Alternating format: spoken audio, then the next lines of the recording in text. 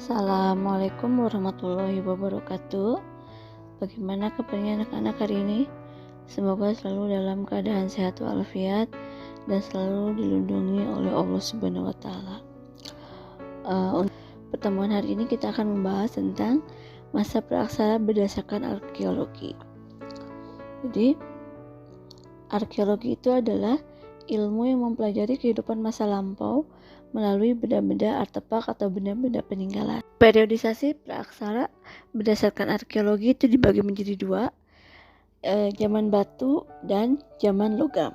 Zaman batu dibagi lagi menjadi 4, Paleolitikum, Mesolitikum, Neolitikum, dan Megalitikum. Nanti setelah Megalitikum masuklah ke masa zaman logam atau masa perundagian. Untuk di Nusantara, zaman logam itu hanya terjadi satu kali, yaitu zaman perunggu.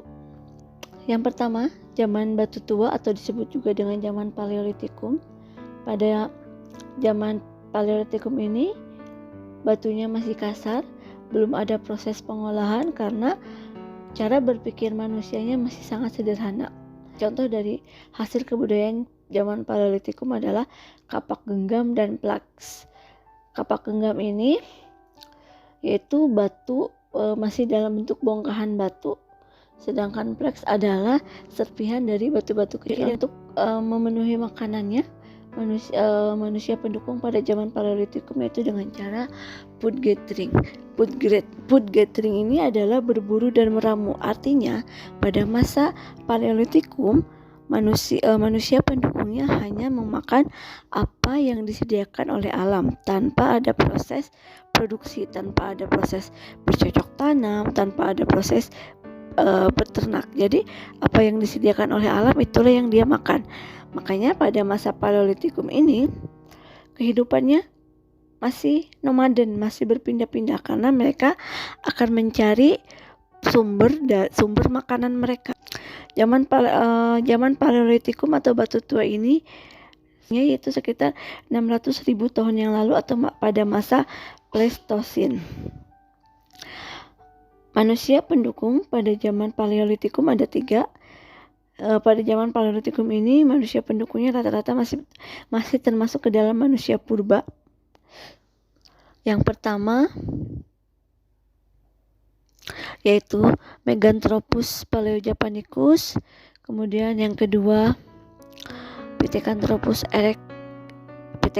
erectus, dan yang ketiga adalah Homo wajakensis. Meganthropus paleojapanicus adalah manusia purba tertua. Pithecanthropus adalah manusia purba pertama kali ditemukan. Kemudian kebudayaannya pada masa Paleolitikum ini ada 2, yaitu kebudayaan Pacitan dan kebudayaan Ngandong. Kebudayaan Pacitan itu biasanya bahan-bahan peralatannya berasal dari batu. Contohnya yaitu kampak genggam dan kampak perimbas. Sedangkan kebudayaan Ngandong itu biasanya bahannya berasal dari tulang. Contohnya adalah alat serpi atau plaks. Kemudian setelah masa Paleolitikum berakhir, masuklah ke dalam zaman Mesolitikum atau zaman batu Madia. Waktunya yaitu pada sekitar masa Holosin, yaitu sekitar 10.000 sampai dengan 2.500 tahun yang lalu. Pada zaman Mesolitikum ini mulai ada proses berpikir meskipun masih sangat sederhana, ada proses produksi meskipun masih sangat sederhana sekali. Pada zaman Mesolitikum peralatan yang digunakan sudah mulai halus, sudah mulai ada proses penghalusan. Pada masa Mesolitikum juga manusia pendukungnya sudah mulai menetap meskipun mulai semi sedenter, artinya sudah mulai menetap. Mereka tinggal di gua-gua. Gua-gua yang mereka tinggali ini disebut dengan Abrishos Roch.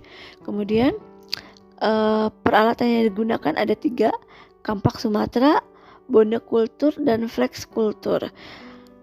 Bone kultur itu terbuat dari tulang-tulang, sedangkan flex kultur itu terbuat dari serpihan batu-batu kecil.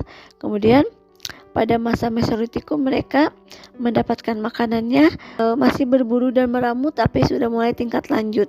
Mereka sudah mulai berburu dengan ditemukannya buktinya yaitu dengan ditemukannya kejoken Modinger, yaitu sampah dapur dari kulit kerang. Kemudian manusia pendukung pada masa Mesolitikum ini disebut dengan Melanozoid.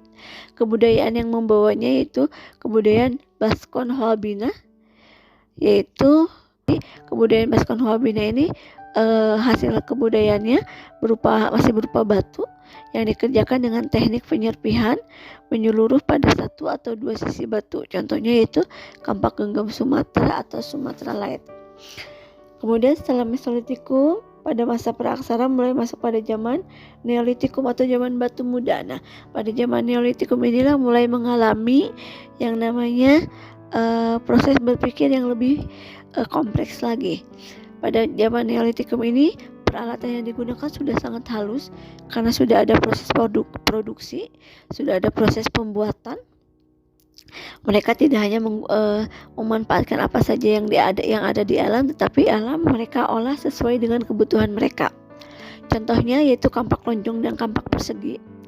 Untuk memenuhi kebutuhannya mereka sudah mulai mengenal food producing, yaitu sudah mulai bercocok tanam, sudah ada proses pengolahan, sudah ada proses kalau sumber makanannya sudah habis, maka mereka akan berpikir bagaimana cara memperoleh makanannya tanpa harus berpindah, yaitu maka mereka mulai mengenal yang namanya bercocok tanam. Zaman Neolitikum ini sekitar tahun 1500 juta tahun yang lalu.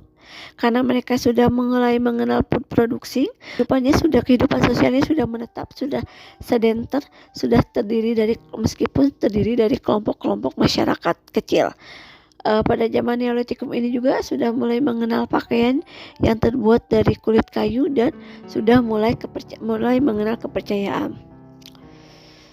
Manusia pendukungnya Proto Melayu atau Melayu tua, salah satunya yaitu Austronesia. Pada masa Neolitikum ini sudah mulai mengenal kepercayaan. Ada dua kepercayaan pada masa Neolitikum, yaitu animisme dan dinamisme. Animisme itu percaya roh nenek moyang, sedangkan dinamisme percaya benda-benda gaib memiliki roh sehingga wajib disembah. Kemudian setelah masa Neolitikum yaitu masa peralihan dari zaman batu ke zaman perundagian, yaitu zaman Megalitikum atau zaman batu besar. Zaman Megalitikum ini peralatannya biasanya berukuran sangat besar. Contohnya itu punden berundak. Pada zaman Megalitikum juga sudah mengenal perkampungan masih sangat sederhana, sudah mengenal kepercayaan ada 3, animisme, dinamisme, dan totemisme. Animisme percaya terhadap roh nenek moyang, dinamisme percaya terhadap benda-benda gaib, dan totemisme percaya terhadap binatang-binatang suci sehingga mereka wajib menyembahnya. Manusia pendukungnya yaitu masih Proto Melayu, tetapi sudah mulai peralihan ke Deutero Melayu. Untuk benda-benda peninggalan pada zaman Megalitikum yang terkenal ada waruga, ada menhir, ada dolmen, ada sarkofagus, dan punden berundak-undak. Waruga itu fungsinya untuk sebagai kubur batu atau sebagai nisan. Sedangkan menhir itu berfungsi untuk sebagai tugu batu atau untuk memuja roh nenek moyang. Kemudian dolmen sebagai meja batu untuk menyimpan sesajen. Sarkofagus itu fungsinya untuk keranda seperti lesung yang bertutup, dan punden berundak-undak adalah bangunan untuk tempat pemujaan. Setelah zaman Megalitikum kemudian mulai beralih ke zaman logam atau zaman perundagian. Pada zaman logam ini sudah mulai mengenal pengolahan logam, ada 2, bivalve dan ecirpurde. Bivalve atau dikenal juga dengan teknik 2 setungkup. Ini fotonya. Jadi teknik 2 setungkup, jadi dibuat 2 cetakan, dibelah 2, kemudian 2 cetakan itu kanan dan kiri diisi. Sedangkan ecirpurde itu adalah teknik cetak tuang. Jadi cetakan utuh nanti diberi lubang. Nah, lubangnya itulah nanti yang akan diisi cairan logam.